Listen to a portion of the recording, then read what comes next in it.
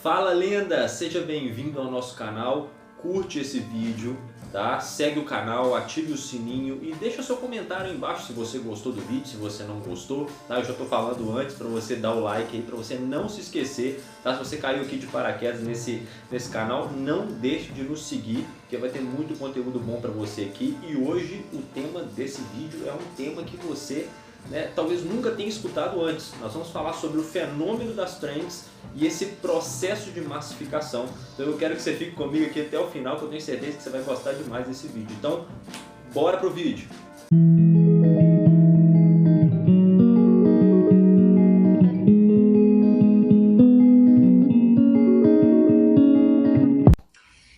Oh shit.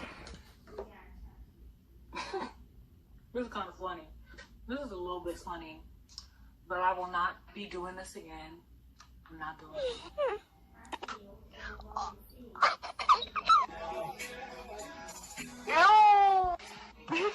Então o que a gente precisa falar aqui primeiro é o que é essa tal de trend, né? Trend significa tendências, né? Tanto que você vê aí o tal dos challenges. O que são esses challenges? São desafios, né? Então quer dizer, existem as trends e dentro das trends existem coreografias, existem os challenges, né? Que são os desafios e de alguma forma são as modinhas que estão nas redes sociais.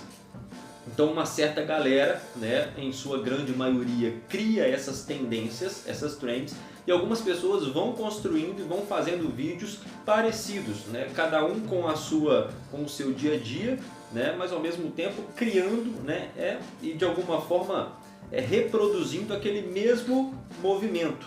E é disso que eu quero falar com vocês. Olha, e tem algumas que deram errado, hein? Então eu vou mostrar para vocês agora o próximo vídeo aqui. Eu quero que vocês comentem um pouco sobre essa trend aqui. Sociais ou por aplicativos de mensagens no celular. Eles tentam recrutar como se fosse um desafio, desde a fase inicial do jogo, né? Ele vem representando perigo de vida para os menores.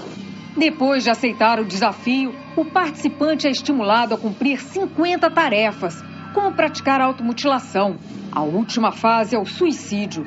Não por acaso os alvos são crianças e adolescentes. Eu só queria trazer esse vídeo para impactar vocês, mas essa trend da baleia azul, acredite, ainda tem pessoas que ainda fazem uso dessa trend. É claro que as trends são uma certa tendência e essas tendências desaparecem, obviamente. Mas nessa época, né, o que era essa trend da baleia azul? Ela consistia em 50 desafios, né, onde a pessoa tinha que subir num guindaste, a pessoa tinha que riscar o seu corpo com tal coisa, né? E o último desafio, né, o desafio 50, era a pessoa tirar a própria,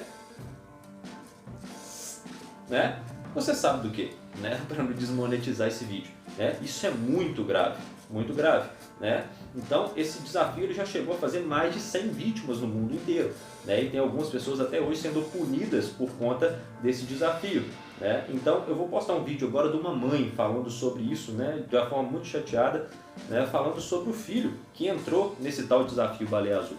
6 anos. Ele fez 2x no rosto. Em uma conversa com um adolescente, a mãe descobriu que ele já estava na 25ª fase do jogo. O próximo passo poderia ser mortal. Ele falou pra mim que ele tinha que subir num guindaste e tirar uma foto lá de cima. Diante disso tudo que vocês estão vendo agora, o que são essas trends? Trends nada mais são do que um processo, né, de massificação que o Heidegger já tinha falado lá no século XX, onde não existia nem rede social, né? E ele já estava indicando para nós esse certo movimento de massificação, né, das pessoas, né, lá no século XX. Eu quero ler algo sobre isso aqui, eu quero que vocês acompanhem comigo aqui. Então, olha o que ele fala, isso no século XX. Na utilização dos meios de transporte público, na utilização dos meios de comunicação e notícias, e no caso aqui é o jornal, cada um é como o outro. Esse conviver dissolve inteiramente a própria existência no modo de ser dos outros, e isso de tal maneira que os outros desaparecem ainda mais em sua possibilidade de diferença e expressão. O impessoal desenvolve sua própria ditadura nesta falta de surpresa e de possibilidade de constatação. Assim, nos divertimos e nos entretemos impessoalmente, como se faz. Lemos, vemos, julgamos impessoalmente, como se vê e julga. Também nos retiramos das grandes multidões, como impessoalmente se retira. Achamos revoltante aquilo que impessoalmente se considera revoltante. Vê se isso aqui, para você, não tem alguma coisa em comum. Hoje em dia, né, você vê todo mundo falando sobre tudo e ao mesmo tempo ninguém se responsabiliza. Né? Isso aqui faz sentido para você ou não? É esse movimento, que é um movimento de padronização, que as trends têm mostrado como uma certa consequência do nosso tempo. Né? Então é esperado, obviamente, né, um comportamento padronizado, né, do ser humano. Por exemplo, né, você vai trabalhar numa empresa, essa empresa ela tem uniformes. Né? A uniformização ela tem esse objetivo de padronizar, né, com que as pessoas de alguma forma estão em uma certa comunidade, elas precisam andar iguais. Né? Essas pessoas frequentam os mesmos lugares, elas praticam as mesmas atividades, então cria-se essas comunidades, essas sociedades de um modo geral. Né? A língua mesmo é um processo de padronização. Entenda a diferença, padronização é diferente de massificação. Tá? A padronização ela tem, por exemplo, a língua. Né? Como eu estou vivendo no Brasil, por exemplo, né, eu vou falar de uma determinada forma. Eu sou mineiro, então eu vou falar como o mineiro fala, já é um pouco diferente, por exemplo, como o carioca fala. Né? Isso é perfeitamente normal. Né? Por exemplo, eu frequento a mesma escola, né? Eu frequento a mesma igreja, eu tenho a mesma cultura, né? Eu estou no mesmo estado, né? Se eu estou na mesma família, é normal um processo, né, de padronização. Mas olha o que o Heidegger ele percebeu. Ele percebeu que existe algo além da padronização do pensamento e do comportamento. Ele começou a perceber que existe uma perca da responsabilidade das pessoas pelos seus atos, omissões e até mesmo pensamentos. Né? Então, o ser humano ele tem uma certa capacidade, quase que necessidade, né, de personalização. O ser humano ele precisa de personalidade. Né? Ele precisa se diferenciar, né, para que ele se torne de fato um indivíduo, né, com sua individualidade. Né? O que o faz indivíduo, ser humano, é aquilo que tem como personalidade. Né? É aquilo que ele tem como, né, individualidade, né, como autenticidade. Né? E o que acontece com esse processo de massificação? O agente, né, aquilo que o Heidegger falava, que era uma expressão em alemão, que era das Mann. O que era o das Mann? Aquele que era o agente, né, aquele que era agente das suas ações, ele se torna agente junto. Né? Onde a gente fala assim, a gente age assim, a gente não quer assim, a gente não gosta desse político, a gente não gosta dessa roupa, a gente gosta de estar nesse local, a gente gosta disso. E aí o agente da ação, ele fica dissolvido em uma massa onde esse agente, né, indivíduo da ação, ele já não existe mais, ele já não se responsabiliza pelos seus atos, ele se torna esse agente. E agente, né, esse das Mann, o agente junto, ele ao mesmo tempo que ele é todo mundo, ele não é ninguém. Portanto, qual que é a diferença dessa padronização, que às vezes é necessária, para aquilo que é a massificação? Que a padronização, ela despersonaliza a pessoa. Né? Você tem uma personalidade, ela despersonaliza você. Né? Já a massificação, ela impessoaliza e você não pode, né, ser punido pelos seus próprios atos. Então, repara hoje, por exemplo, né, o que é o fenômeno das redes sociais, né, nesse processo de massificação. Né? Quando você se fala rede, por exemplo, né, você pode escutá-la de uma forma positiva. A rede é que conecta pessoas. Isso é de um modo positivo e é isso que as redes podem fazer também, podem conectar pessoas. Por exemplo, eu tenho o meu Instagram, né, eu tenho aqui meu YouTube, agora estou conectando com vocês e trazendo um conteúdo para a melhora pessoal de vocês.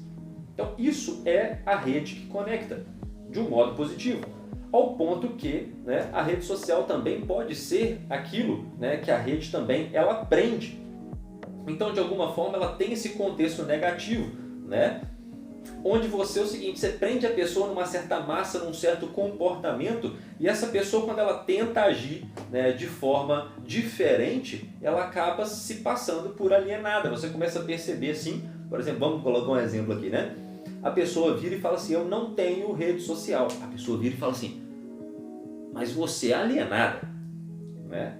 Você está fora do mundo, você não vive, você não sobrevive, né? O cara que está fora da rede social ele pode falar assim, mas é você que está alienado. É óbvio que os dois estão, né, em alguma parte um pouco alienados. Seja aquele que está fora, né, ele vai perder um pouco, né, dessa rede que conecta, desse benefício da rede social, ao ponto que também aquele que está na rede social ele também está, né, parcialmente alienado. Só que hoje em dia não se respeita mais aquele que está fora da massa. E aquele que está fora de um processo de maioria da massa, ele é colocado como alienado. Hoje você percebe muito que aqueles que se chamam de minoria, eles estão, né, abraçados, né, de alguma forma por um pensamento de massificação, que é um pensamento de maioria, né, que faz com que eles estejam protegidos nos seus argumentos e nas suas omissões, né? Acontece muito isso, né? Então, hoje em dia é necessário que você ame as mesmas coisas, que você odeie as mesmas coisas. Ah, mas você está aqui e a gente gosta desse presidente, então você não pode gostar, né? Ah, eu gosto de vestir um cropped. Não, mas eu gosto de me vestir de uma forma mais recatada. Mas o que é isso? Reage e coloca um cropped, né? Ah, você é, sei lá, cruzeirense. Não, mas eu sou atleticano. Opa, não. Então sai daqui que é a nossa comunidade, né? Percebe que existe uma certa quase que imposição da massa de que você ame as mesmas coisas, odeie as mesmas coisas. Então, a pessoa que ela não está dissolvida nessa massa, pasmem, ela também se sente alienada, né? Ao passo que muitas vezes é a massa que a aliena. Então, o indivíduo, né, resumindo aqui o que é esse processo de massificação, é que o indivíduo ele se torna inautêntico. E o fato dele se tornar inautêntico, ele se torna irresponsável. Então, olha que como é grave isso aqui, né? E as trends, elas explicam isso. Hoje as pessoas ficam nesses movimentos, posta um vídeo e aí todo mundo vai e começa a postar aquele mesmo vídeo. Na verdade, aquele vídeo não representa ninguém, não representa nada, né? Esse processo de massificação é, portanto, o quê? Né? É uma redução, né? Uma redução do horizonte de visão da pessoa e de pensamento em apenas uma única possibilidade. Por exemplo, né, você pode falar aí comigo hoje, como que eu me torno um intelectual, por exemplo? E se eu falo com você assim, não, para você se formar um intelectual, basta você ficar em casa estudando da forma autodidata, né, lendo os seus livros durante toda a sua vida, você vai se tornar um intelectual. Talvez você possa virar para mim e falar assim, impossível, você precisa fazer uma faculdade, né? E ainda determinada faculdade, com tal coisa, para você se formar, ganhar um diploma. Percebe que isso já é uma tendência do seguinte, de um processo também de massificação? Quem disse que só existe esse caminho para se tornar um intelectual, né? Pais hoje que viram e falam assim, não, meu filho ele só fica no celular. Ah, peraí, quem que paga a internet do seu filho? Quem que compra o celular para ele? Você pode deixar ele sem celular. Ah, mas é impossível?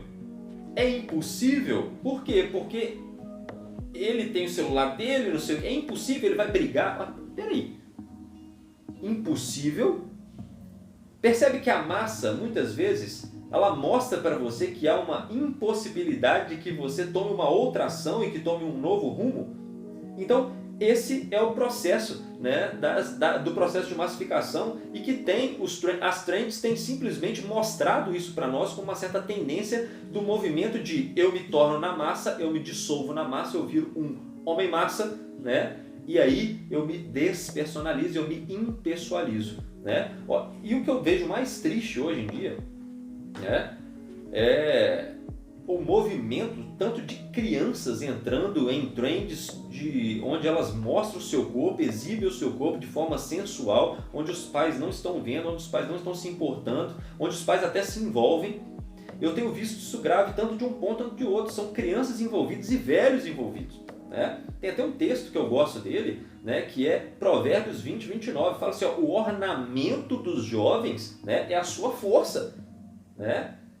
E a felicidade, a alegria e o poder dos velhos são as suas cãs. O que são as suas cãs? São seus cabelos brancos. Então quer dizer, o que ele está querendo dizer aqui? Né? Existe uma fase para tudo. Né? Os jovens são aquela força, né? E os velhos são a sua sabedoria, que são os cabelos brancos. Hoje em dia, os velhos estão querendo dançar no TikTok. Né?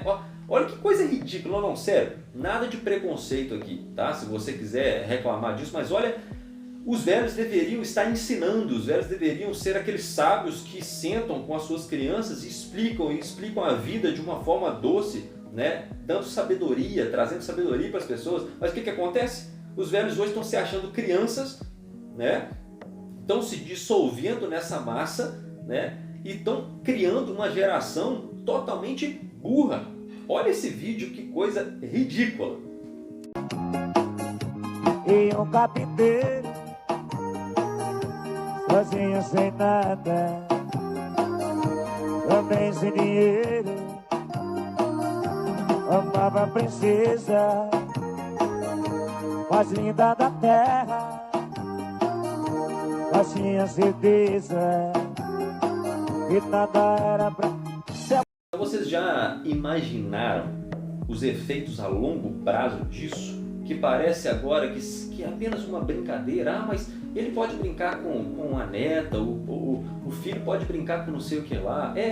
Todo mundo pode fazer tudo, mas repara esse fenômeno, né? O meu objetivo está aqui para mostrar para vocês, né, uma análise mais, né, psicológica da coisa, né? Então eu quero que vocês percebam esse fenômeno a longo prazo, o que vai acontecer, né? Você vê hoje crianças de 13 anos opinando no canal do presidente, falando que o presidente não faz nada, e o moleque não lava uma vasilha, né? Hoje dá opinião de tudo, mas ao mesmo tempo não sabe de nada, né? Eu faço e vou e voto naquilo que a minha influência, o meu influencer diz que eu tenho que votar, eu tenho que vestir, o que eu tenho que fazer. E ao mesmo tempo, quando aquele influencer ele diz que todo mundo tem que fazer, ninguém é nada, porque todos os agentes se tornam agente. A nossa comunidade faz tudo, ao mesmo tempo nós não somos nada. E é por isso que tem hoje, cada dia, crianças doentes por não conseguir andar no mesmo passo que a sua comunidade anda. E ele se esquece que pode ser um indivíduo, e se ele não anda com a massa, ele não consegue se dissolver nela ou não acompanhá-la, ele fica triste, né? Ele fica doente. E a nossa responsabilidade é justamente estar em desacordo com a massa. O nosso objetivo é ter personalidade, se tornar de fato um indivíduo, um ser humano, né? Essa é a única forma de você não ser um homem massa, mas de fato ser um ser humano, tá? Eu quero que você pense nisso, né? E que você coloque hoje esse vídeo em prática, tá bom? Mais uma vez eu quero pedir para você curtir esse vídeo, né? Seguir o canal, ativar o sininho e comente aí o que você achou do vídeo, né? Que você quer acrescentar para mim aí, né? E vamos logo, né, para o nosso próximo vídeo, se Deus quiser. Um abraço, fique com Deus, lendas, e tamo junto e até a próxima.